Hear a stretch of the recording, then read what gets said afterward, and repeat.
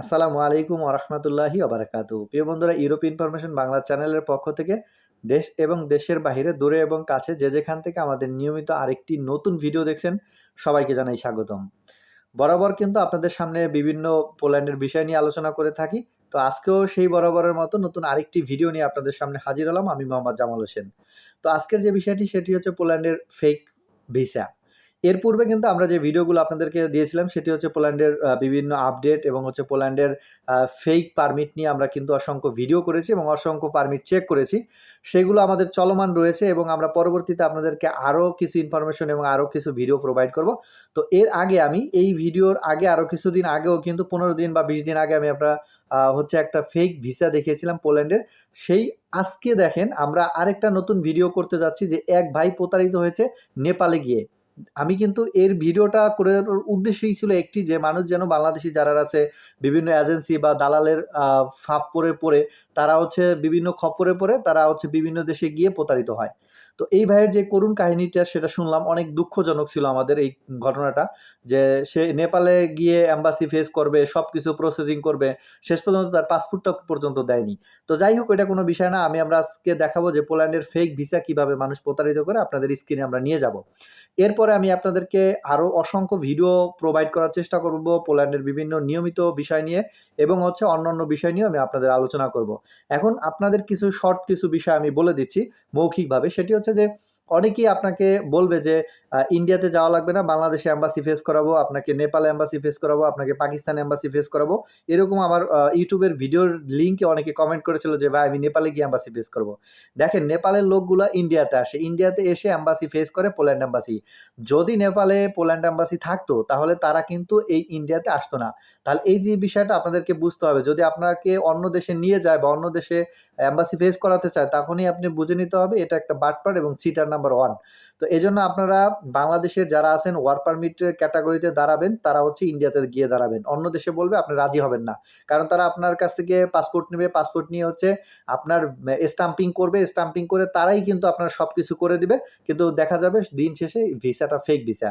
অনেকে এরকম শুনেছি ইন্ডিয়াতে গিয়েও হচ্ছে ধরেন আপনার ফাইল আপনি নিজে ভিএফএস গ্লোবালে জমা দিবেন এবং এটা অ্যাপয়েন্টমেন্ট নিতে হয়, যেটা ই কনসুলেটের মাধ্যমে অ্যাপয়েন্টমেন্ট নিয়ে ভিএফএস গ্লোবালের মাধ্যমে তারপরে হচ্ছে আপনাকে কিন্তু এম্বাসি ফেস করতে হবে। অনেকে যদি এই রকম কাজ করে যে না আমি দালালকে বিশ্বাস করে তার কাছে পাসপোর্ট দিলাম, সবকিছু দিলাম, আমার ইন্ডিয়া যাওয়া লাগবে না, তখনই আপনি মনে করবেন যে আপনার এই পাসপোর্টটা নিয়ে গিয়ে সে একটা ফেক ভিসা বানাবে ইন্ডিয়াতে গিয়ে, তারপরে আপনাকে এই স্টিকারটা লাগাই দিবে আপনার পাসপোর্টের সাথে। পরবর্তীতে দেখবেন যে আপনার ভিসা হয়েছে, কিন্তু আসলে এই ভিসাগুলো ফেক ভিসা এবং আপনি ম্যান পাওয়ারও করতে পারবেন না। উল্টা হচ্ছে এই পাসপোর্ট আপনার ফেলে দিতে হবে। কেননা এই পাসপোর্ট নিয়ে যদি আপনি কোনো দেশ ক্রস করতে যান, তখন এই ফেক ভিসার জন্য আপনাকে কিন্তু জেল জরিমানা হতে পারে। এজন্য ওই পাসপোর্টই আপনাকে ফেলে দিতে হবে। তো এই বিষয়গুলো আপনারা অনেকেই জানেন না, তার জন্য হচ্ছে আমি আজকে আপনাদেরকে এই ভিডিওটা প্রোভাইড করতে যাচ্ছি।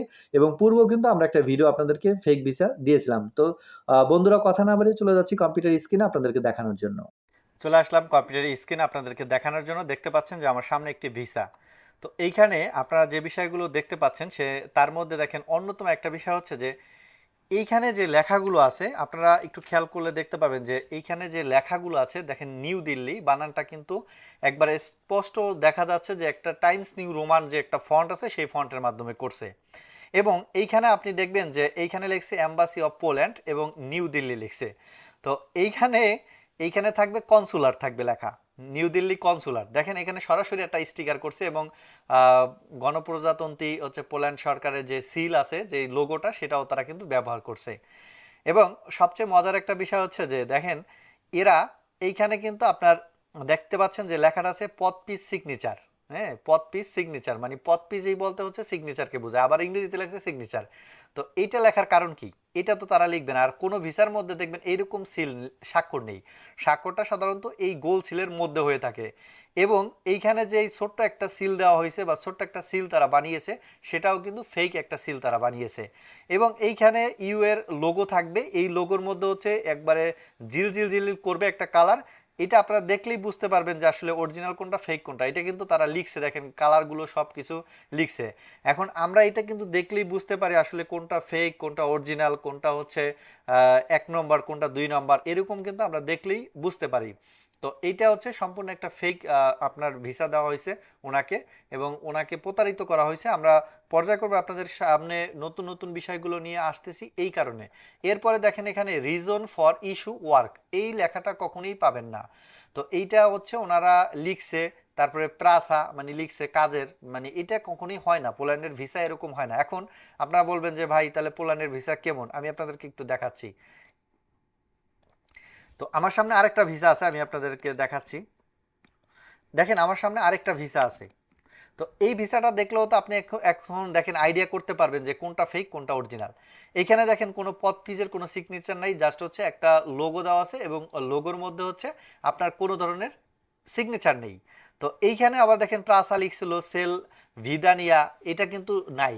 তো এইখানে এই বিষয়গুলো দেখলেই কিন্তু বোঝা যায়, এবং ভিসার মধ্যে কিন্তু লেখার অনেকটা ডিফারেন্ট আছে। ওনারা যেই লেখাটা লিখছে আর এই লেখাটার মধ্যে কতটা পার্থক্য আপনি দেখলেই বুঝতে পারবেন। লেখাগুলো কত সুন্দরভাবে লেখা, এটা হলো অরিজিনাল, আর ডুপ্লিকেটটা আপনাদেরকে আগে দেখিয়েছি।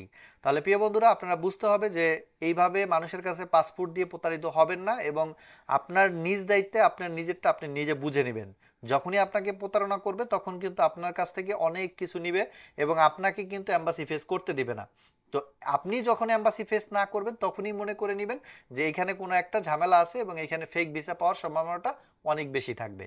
তো আজকের ভিডিও আমরা এখানেই বিদায় নিচ্ছি। পরবর্তী ভিডিওতে আপনাদের দেখা হবে নতুন কোনো বিষয় নিয়ে, পোল্যান্ডের নতুন কোনো খবর নিয়ে। আল্লাহ হাফেজ, আসসালামু আলাইকুম ওয়া রাহমাতুল্লাহি ওয়া বারাকাতুহু।